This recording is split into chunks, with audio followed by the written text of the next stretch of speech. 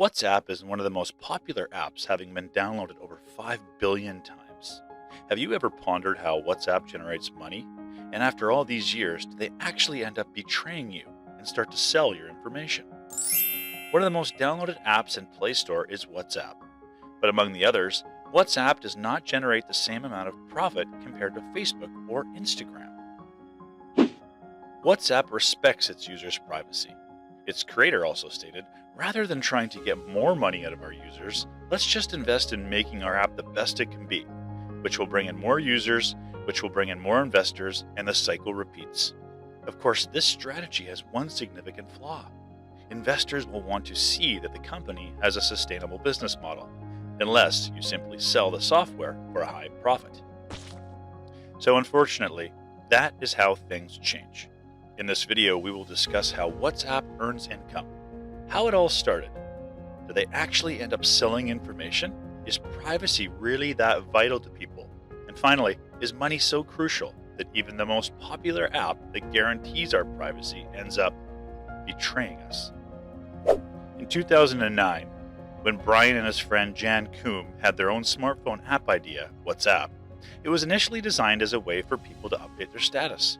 But once they introduced private messaging, the app quickly gained popularity because traditional texting was still quite expensive at the time, whereas WhatsApp was offering global instant messaging completely no charge. As more users downloaded the program, more capabilities such as photo messages were added.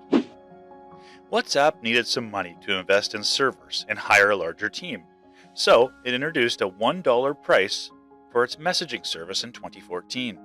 In some countries, you had to pay this up front to acquire the software, but in others, you got the program for free a year and then paid monthly. If someone didn't pay at the end of each year, WhatsApp would generally just let them have the service for free, regardless. While the $1 price did bring in some much-needed cash for WhatsApp, it was really only to cover their expenditures. They still weren't very profitable with such a modest fee. Free applications normally make money in one of three ways: advertising in-app purchases, selling your data, or charging people to use features in the app. The creator of WhatsApp decided to sell it to Facebook for $19 billion. At the time, a lot of people were confused by this sale. Is it really worth it, given that 9 months prior to Facebook's acquisition, WhatsApp had only made $1.2 million in income, and hence was losing a lot of money? So why would Facebook pay $19 billion for it? WhatsApp announced in a blog post in 2016 that they will no longer charge subscription fees, which means that the $1 fee, which was never properly enforced in the first place, will be scrapped, which on the surface sounds good. Perhaps Facebook truly cares about connecting the world and its content to not monetize it at all. But if we step out of our fantasies and back into reality, the truth about why Facebook purchased WhatsApp and how they want to monetize it becomes much more apparent. Your data is considerably more valuable to them than $1 per year, because the more data points they have about you, the more they can combine it with data from the other sources and develop an even clearer picture of exactly who you are, making it much simpler to sell you products. Some people would say that Facebook is a case study in monopolistic power, since your organization gathers and monetizes our data and then utilizes that info to spy on competitors and copy, acquire, and destroy rivals. You've utilized Facebook's strengths to scare smaller competitors and guaranteed that you always get your way. These strategies strengthen Facebook's power, which you then exploit in increasingly damaging ways. Facebook's very model makes it impossible for new companies to thrive separately, which harms our democracy.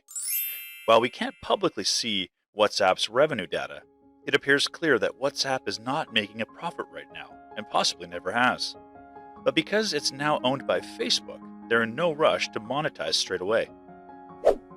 If you were in WhatsApp's situation and were given $19 billion for an app that wasn't even profitable, would you honestly turn it down? That's a difficult question.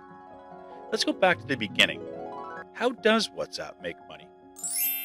We now know that in the beginning, they did it with a $1 fee. Then their business plan shifted to obtaining money from investors and finally receiving a large payout from Facebook. But now that Facebook owns the app, how are they generating money from that?